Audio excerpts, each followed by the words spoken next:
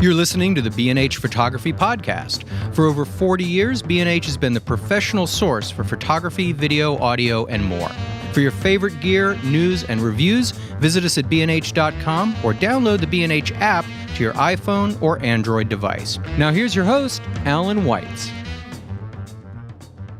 Greetings and welcome to the B&H Photography Podcast. My name is Alan Weitz, and today John Harris and I welcome photographer Stanley Greenberg to the show.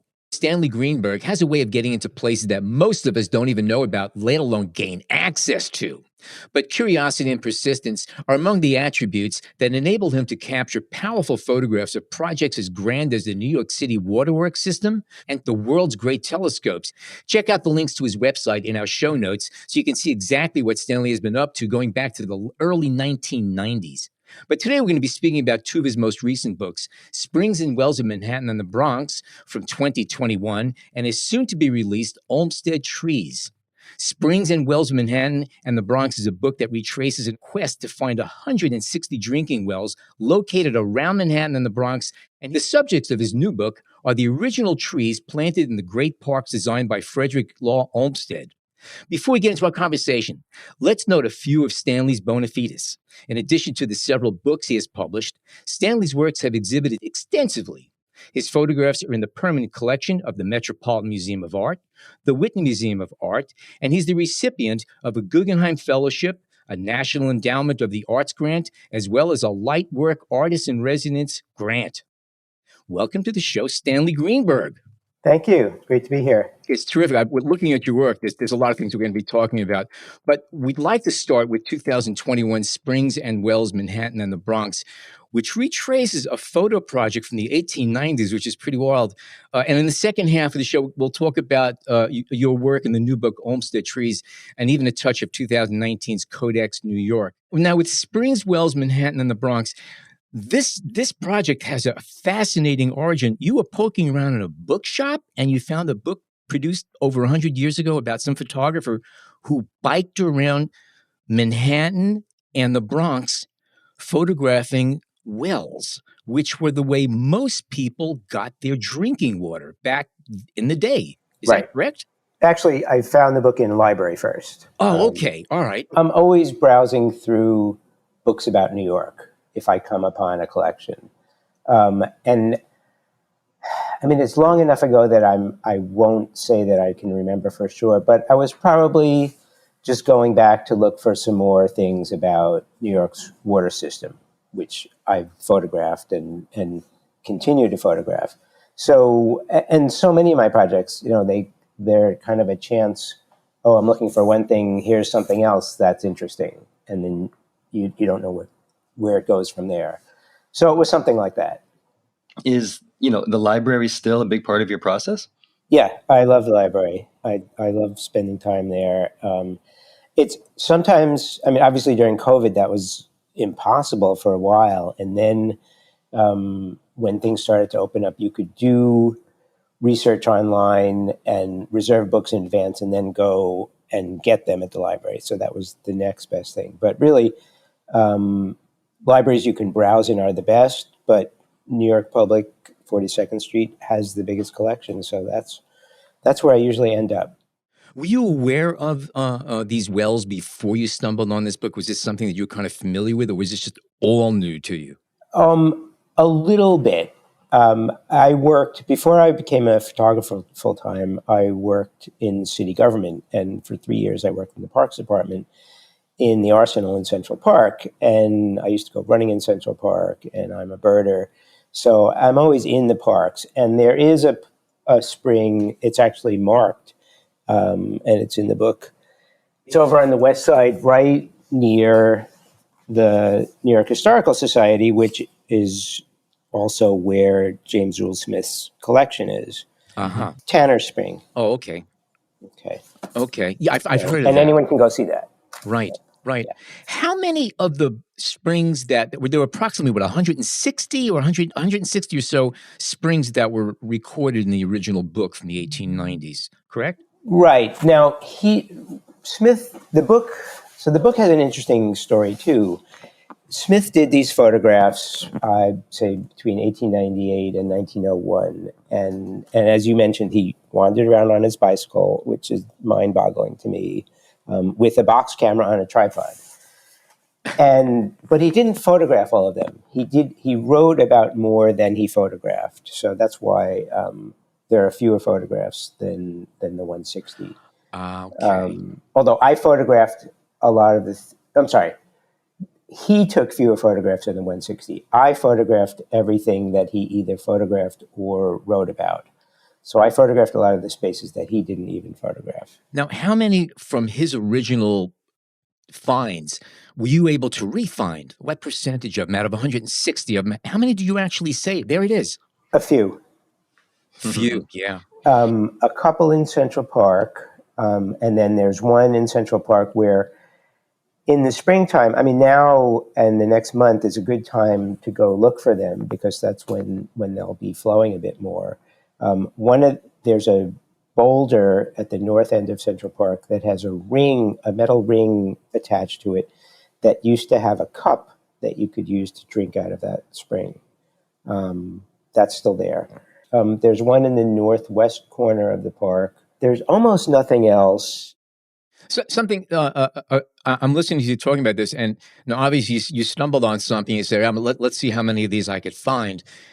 Was there ever a point where you said there's just really nothing here? Did you ever get to a point where you said maybe the book isn't good because there really isn't enough of them left around? Or did you say it's just a matter of recording what is here now? Well, right. I knew there would only be a few, but it was interesting to me to see what's there now. And there were some, and someone showed me a couple at New York Botanic Garden, and that was great. And then there were some other interesting stories, like he talks about a spring at the site of where they built the Cathedral of St. John Divine. And he said, I think he says something like, I've heard they might even use the spring in the church. And sure enough, there's a fountain in the church that's fed by the spring underneath it. Wow.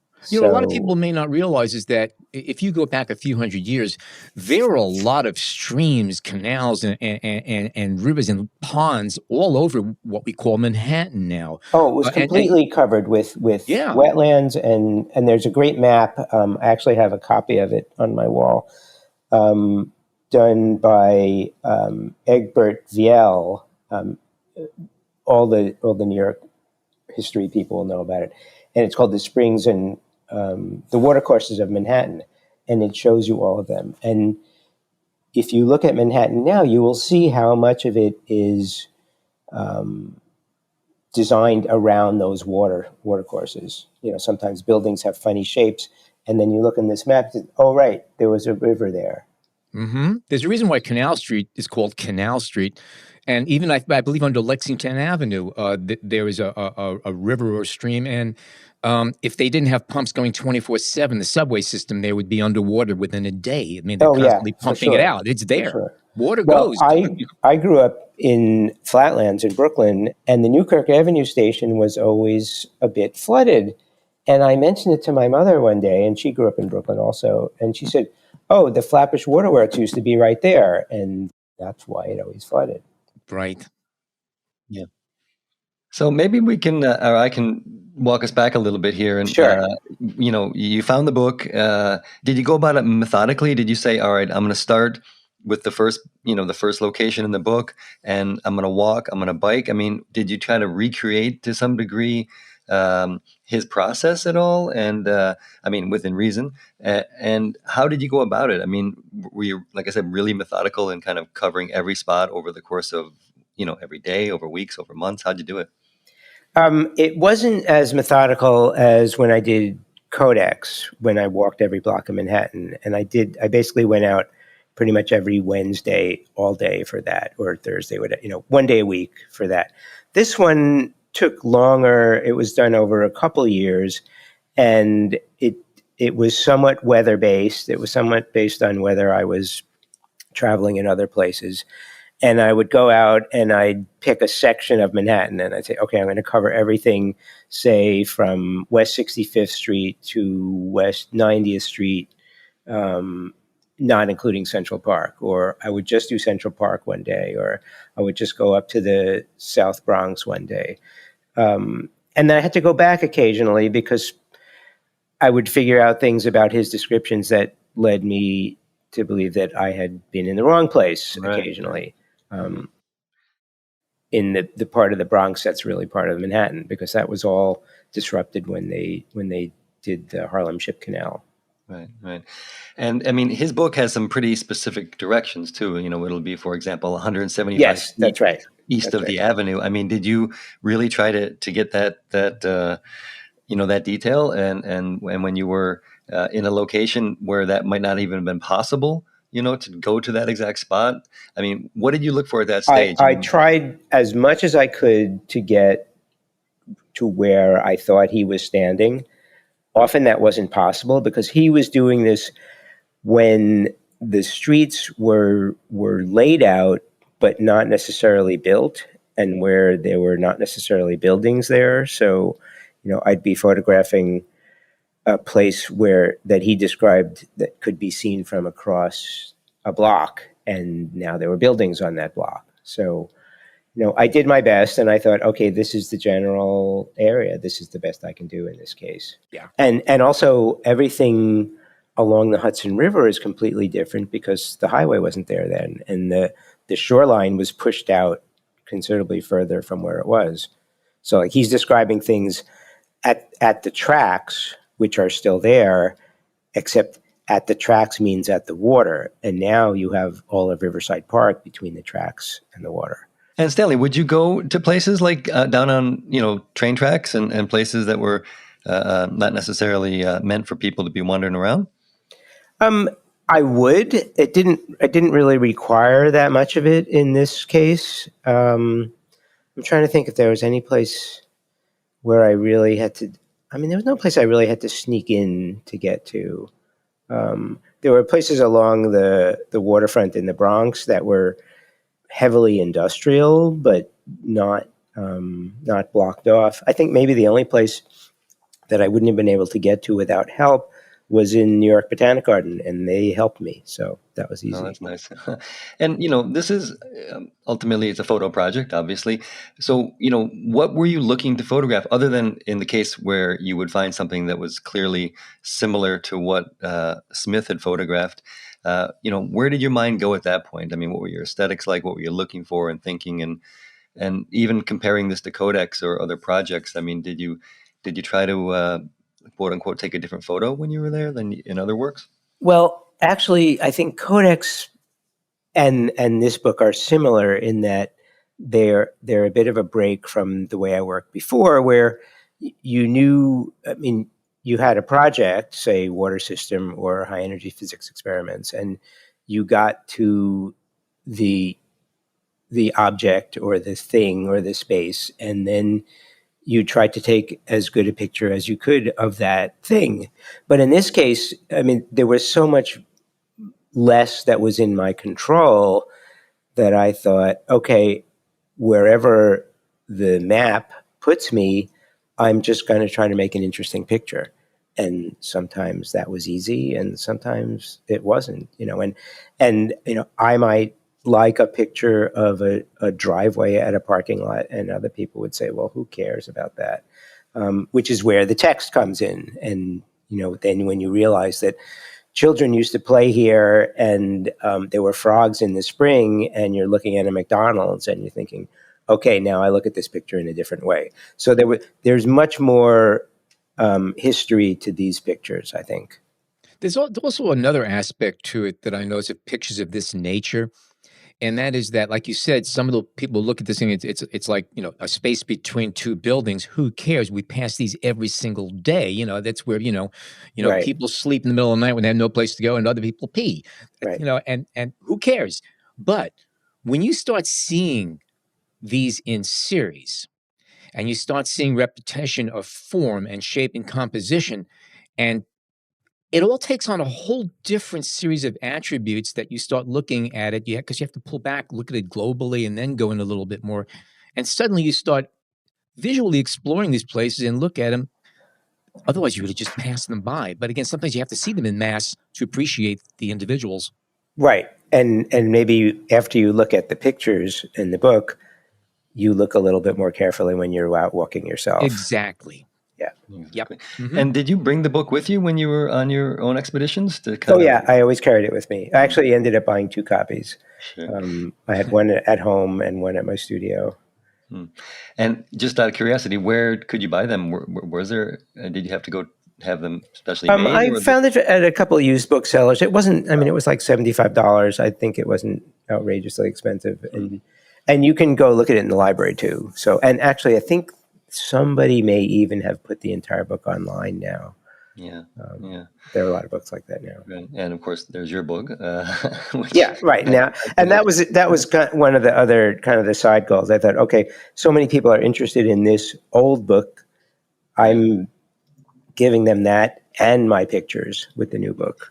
And did you ever see original photos? I mean, were you able to? Yes, you can go. Anyone can go make an appointment to go look at the pictures at New York Historical Society. So. And other works by James Reuel Smith? I mean, is there other stuff that you know about or any of his bio? So there were a couple other pictures in there in the boxes. One of them was Brooklyn, which made me a little disappointed. I was hoping he had done a whole series in Brooklyn, which is where I live, but he hadn't. There was just this one picture. And he also did a book, and it's just text. It's not, there are no photographs, about springs and wells in Greek and Roman mythology. So I've been reading that a little bit and thinking maybe I'll go try to find some of those sites in Rome. Something I'm curious about, do you have any influences at all from Burnt and Hiller Becker? Yeah, of course. Whenever I look at these kind of pictures, they always come to me. I have to admit that I first stumbled on them in the mid-'70s, and I was floored by what they were photographing. If anyone who's not familiar, Burnt and Hiller Becker, that's Becher, they were photographers, German artists, who photographed things like cooling towers, gas tanks, and grain elevators in black and white, almost always, but in series. And again, like we were talking earlier, like a driveway, a space between two buildings that's like, it's just nothing. It's just negative space. They took these things but shot them in series, and all of a sudden you start looking at them for these sculptural forms and these formats, and it becomes a whole other realm. And a lot of your work reminds me of that. It's the same nature. It comes from the same root. Well, they're typologies, like Sander. Yeah.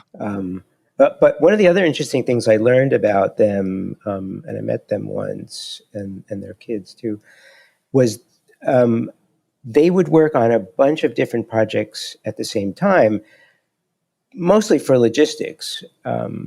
So, they'd photograph some grain elevators, and they'd photograph some coal mine tipples, and, a bunch of different things. And it wasn't until they had enough pictures that they would do the book of each one of them. And I tend to work on a few different projects at the same time also. So I've taken that from them. Okay. Interesting insight. And in this case, you're working with different format, correct?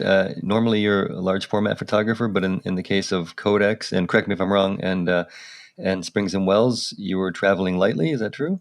Yeah, I mean, I only worked with a 4x5 view camera, and I only shot in black and white until, I guess, maybe about 8 years ago, or maybe more. And then I started photographing. I was photographing a dam they were removing in Washington State, and it just wasn't practical to use a view camera. And so that was the first time I had a digital camera. Mm-hmm. And then with Codex and Springs and Wells, these were walking projects, and you don't really wander around with a view camera. At least I don't. So a digital camera was the right tool for those. I guess, James Smith seemed to be doing okay with it. Well, yeah, he was fine. Must have been a character. But don't forget, there were no cars then. True. So. And can you talk a little bit about the idea of walking and what that lends to your process and and the way you work? I mean, is it fundamental? Is it really, kind of the way that ideas and thoughts come to you, or is it just a way to get around?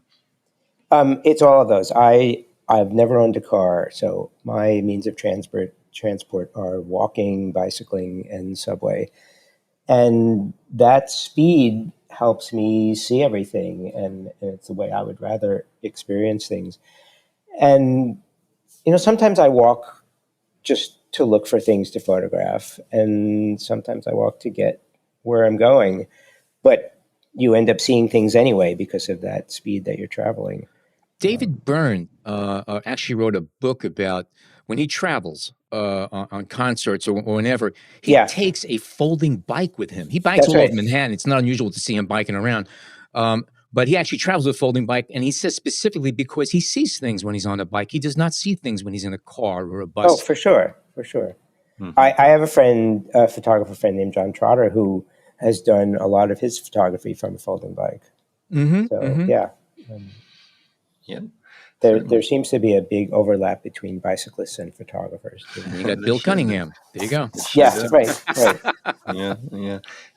And I wanted to jump back a little bit to my question before. When you're at a location, and this is in the case of Springs and Wells, mm-hmm. and you're trying to soak up as much information as you can, are you also photographing a lot, or do you tend to be kind of judicious in what you photograph and then go back? Or, for example, as you were describing, you may choose a photo because it has some meaning related to the original photograph. Are these decisions you're making on the spot, or when you go back to edit? I don't take that many pictures. That's probably from the decades of using the view camera and knowing how much film I can carry. So, I mean, one thing about walking on the streets of New York is that often someone walks right in front of you. So for that reason, I take more than one picture, but usually I know what the picture is that I want. I tend to be a little bit paranoid, and I take a few for safety's sake, but not that many different views of what I've decided is what I want. You're from Brooklyn, and you allow people to walk in front of you when you're taking a picture? I want to be invisible. Okay, we're going to take a short break. We come back more with Stanley Greenberg and photographing trees and the stories about Frederick Law Olmsted. Stay tuned.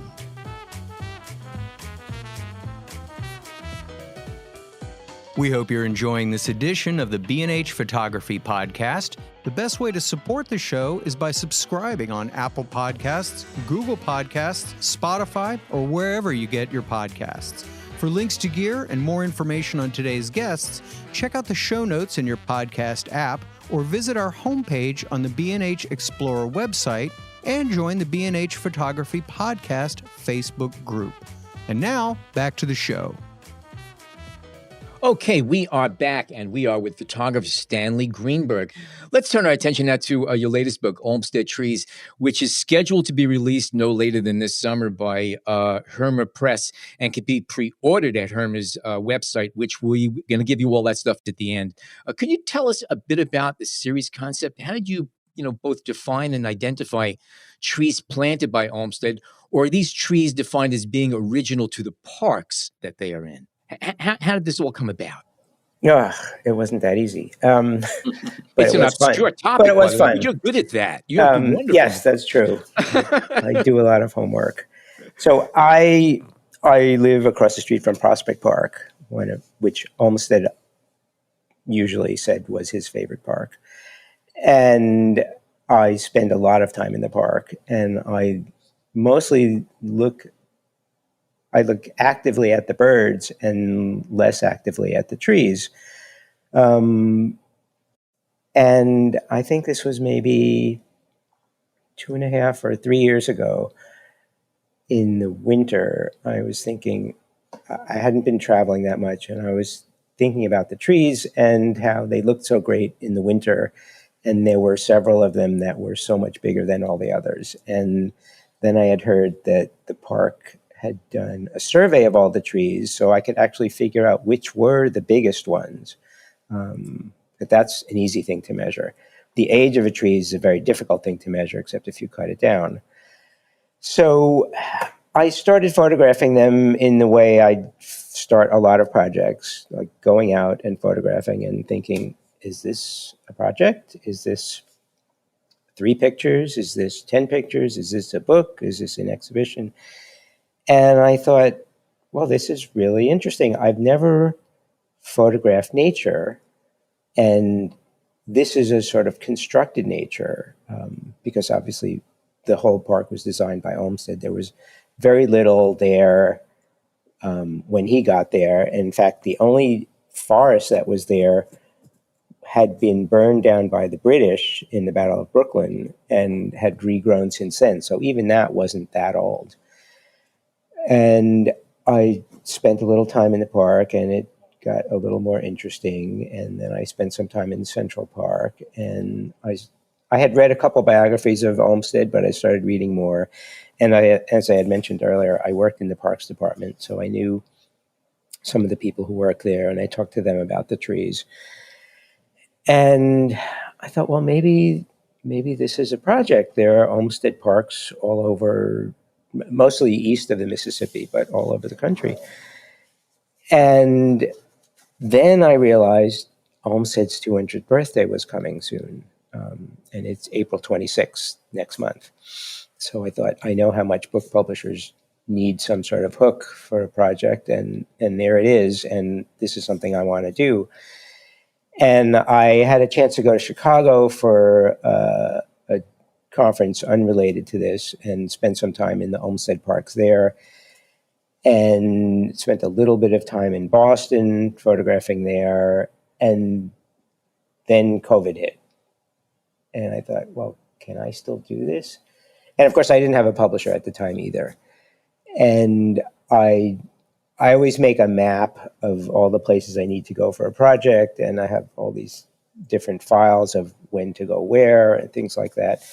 And I thought, okay, most of these places are close enough to New York that I can probably get there, even if travel is restricted. I can take a commuter train or a subway or occasionally a plane or Amtrak. And I thought, let me try to do this. So I did, and I was lucky. Occasionally, when COVID would numbers would go down, I did a quick trip to Rochester and Buffalo. I did a similar quick trip to Louisville, but most of the things were not that far from here. And the more I read and the more I looked, I thought, okay, there are a bunch of trees here that are pretty obviously as old as the park, if not older. And there are some examples of Olmsted saying, leave these trees here. He didn't tear everything down before he planted. He often left things. And it just got bigger and bigger, and I kept looking for a publisher and kept getting rejected. But then found that Hermer, who had done my physics book, Time Machines, was interested and actually had some COVID stimulus money from the German government. So they said, let's do it. So we were hoping to get it out in time for the birthday, but we'll come close. I went to Washington. It was actually right after Ruth Bader Ginsburg died. And that was kind of interesting because Olmsted did the landscaping around the Capitol. Mm-hmm. As you're doing the prep for it, as you're researching, are you photographing also? Are you photographing with your 4x5 camera and making setups that you think will be the final photo for this tree? Or was this just kind of prep? And then once you knew you had something going, or even, the publisher lined up, did you go at it in earnest, or did you make scouting trips? How was that kind of initial process in terms of, understanding how you wanted to photograph? Okay, so first of all, I am not using a 4x5. Okay. I'm using a medium format digital camera. Okay.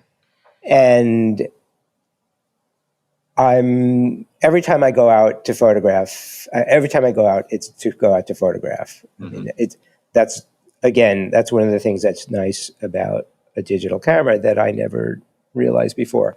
I can take it with me wherever I go, a tripod and a camera and a lens or two, and I'm set. If I may just quickly interject, which you mentioned it's a medium format digital camera. Which system are you using? I'm using Hasselblad. Okay. All right. Yeah. Okay. Thanks. Okay. So whenever I knew that I wanted to go to a park, I tried to get in touch with people at that park.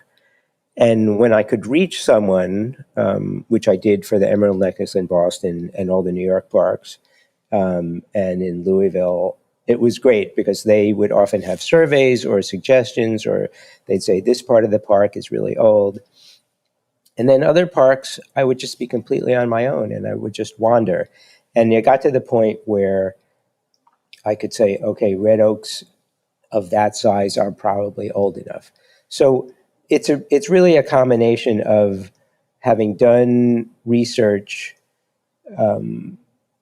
where I know roughly what Olmsted planted and having a sense of, okay, these are big old trees. So I'm sure that I photographed some trees that were not planted by Olmsted, that came later.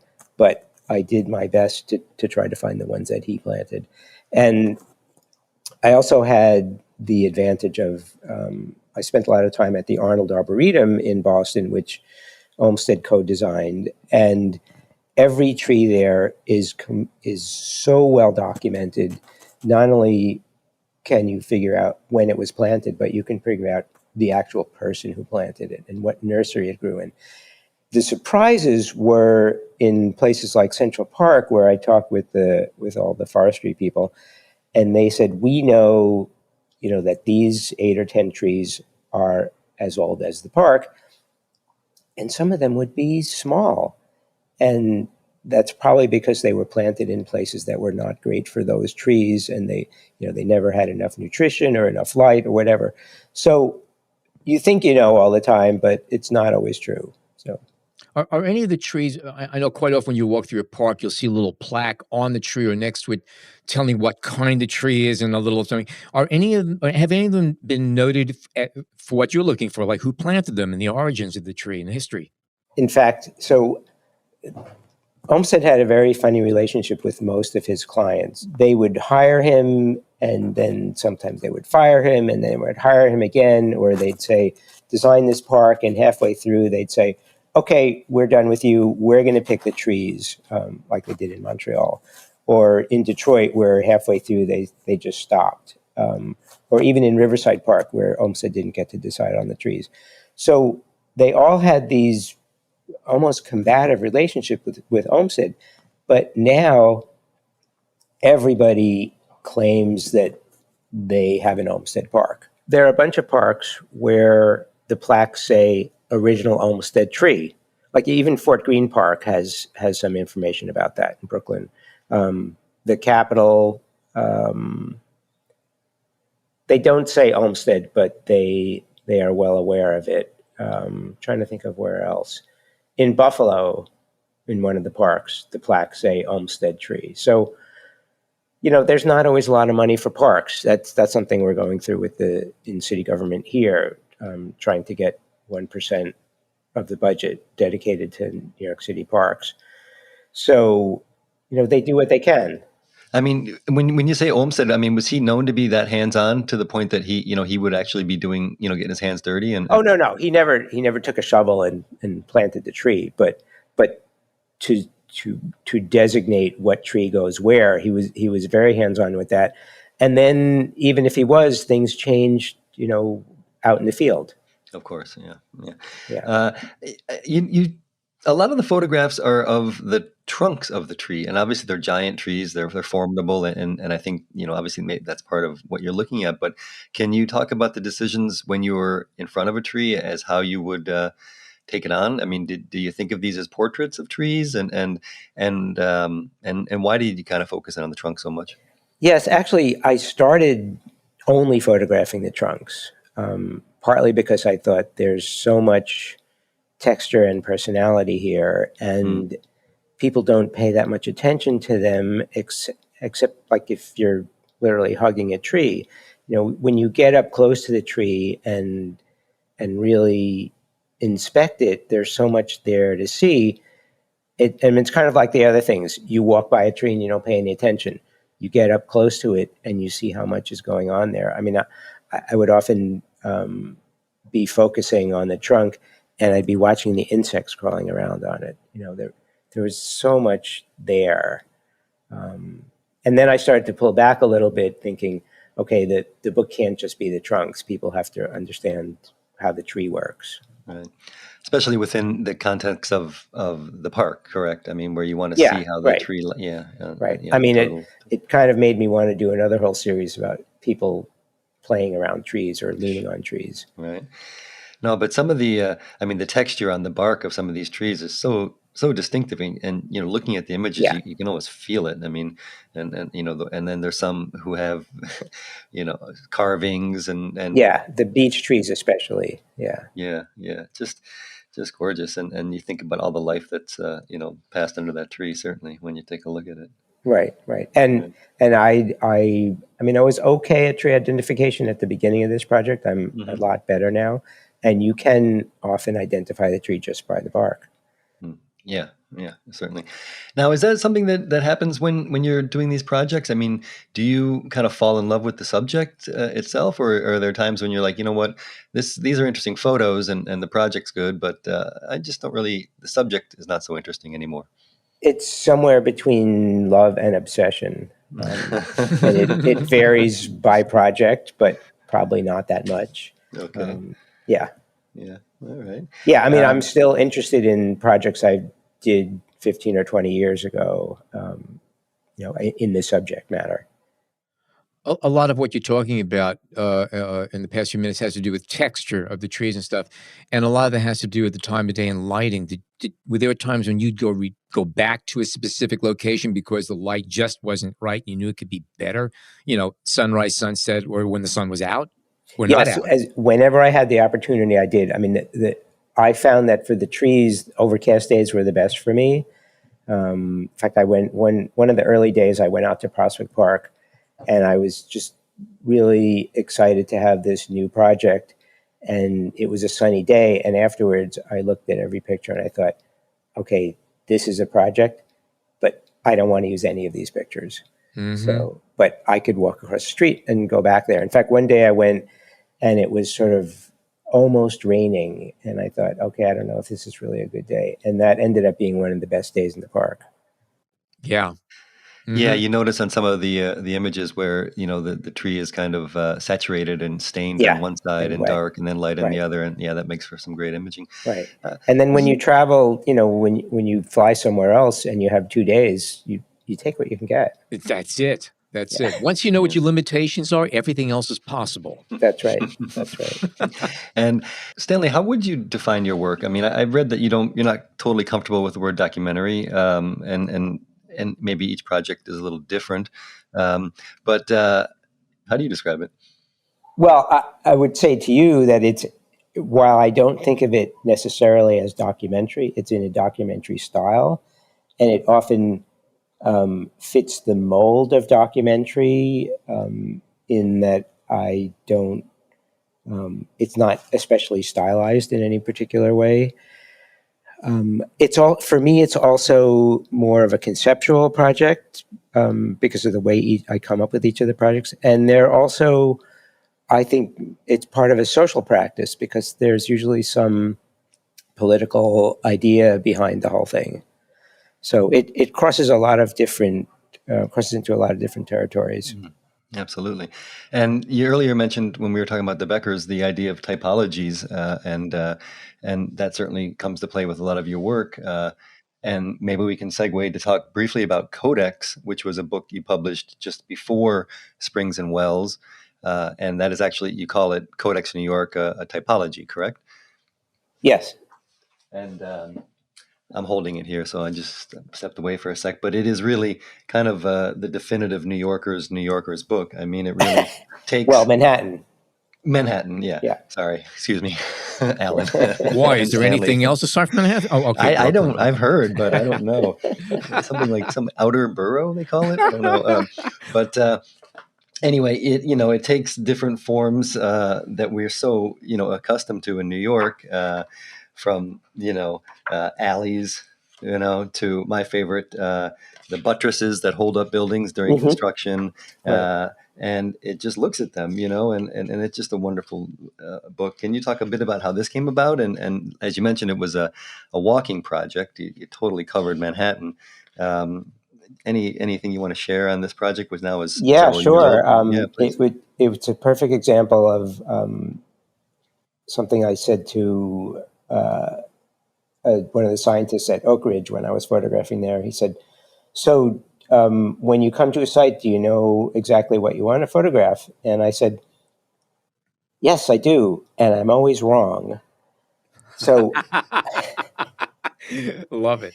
so the original idea for this was to photograph the big empty spaces that are usually temporary before a building goes up, or a site that's a parking lot that's going to be built on, or something that's just been torn down. So very temporary sites. And I thought, okay, I've seen a bunch of these and I haven't had my camera with me. So how do I photograph these? And then I realized, okay, the only way I can do it is just walk all over Manhattan. So I went out one day, it was in the fall, and I photographed around Lower Manhattan, around the Battery. And I found a bunch of those empty spaces, but I also found so many other things to photograph that I realized were all other typologies of built things in Manhattan that I wanted to keep photographing them. And I thought, okay, I will walk all of Manhattan.